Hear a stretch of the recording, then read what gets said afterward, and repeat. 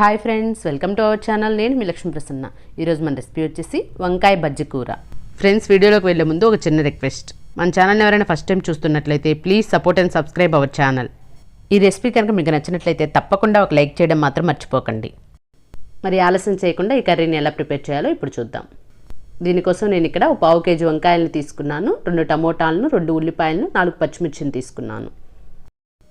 ఈ ఉల్లిపాయను, టమోటాను, పచ్చిమిర్చిని ఇలా ముక్కలుగా కట్ చేసి తీసుకున్నాను. వంకాయలను కూడా కట్ చేసి ఇలా సాల్ట్ వాటర్లో వేసి పెట్టుకున్నాను. ఇప్పుడు స్టవ్ పై ఒక కడాయి పెట్టుకొని వంకాయ ముక్కలను అందులో వేసుకోండి. అలాగే మనం కట్ చేసి పెట్టుకున్న పచ్చిమిర్చిని, టమోటా ముక్కలను కూడా వేసుకోండి. ఇప్పుడు మనం కట్ చేసి పెట్టుకున్న ఉల్లిపాయ ముక్కలను ముక్కాల భాగం వరకు వేసుకొని పావు భాగం ముక్కలను ఉంచుకోండి. ఇప్పుడు ఇందులోకి 1/2 టీ స్పూన్ పసుపును వేసుకోండి.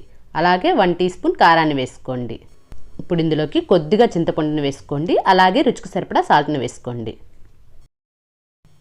ఇవన్నీ యాడ్ చేసిన తర్వాత ఇప్పుడు ఇందులోకి 1.5 గ్లాస్ వాటర్ని యాడ్ చేసుకొని కలుపుకోండి. ఇప్పుడు స్టవ్ ఆన్ చేసుకొని వీటిని ఉడికించుకుందాం. ఇప్పుడు ఈ కడాయిపై మూత పెట్టి ఈ నీరంతా ఎగిరిపోయి వంకాయ ముక్క మెత్తబడే వరకు ఉడికించండి. మధ్య మధ్యలో చూసుకుంటూ ఉడికించుకోండి. చూడండి, మనకి వంకాయ ముక్కల్లో నీరంతా ఎగిరిపోయి మనకి వంకాయ ముక్క బాగా ఉడికిపోయింది.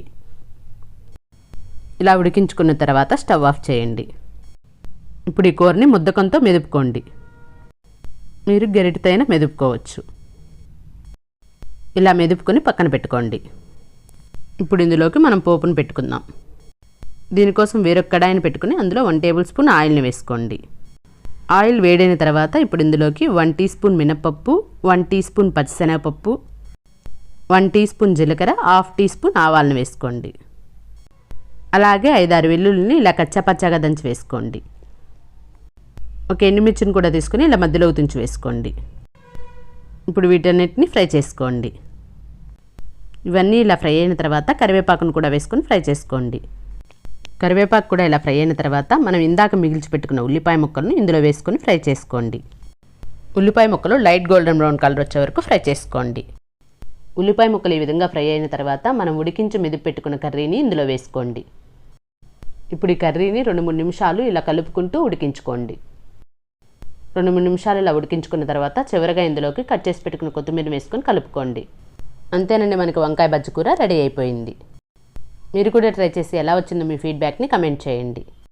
Thank you for watching.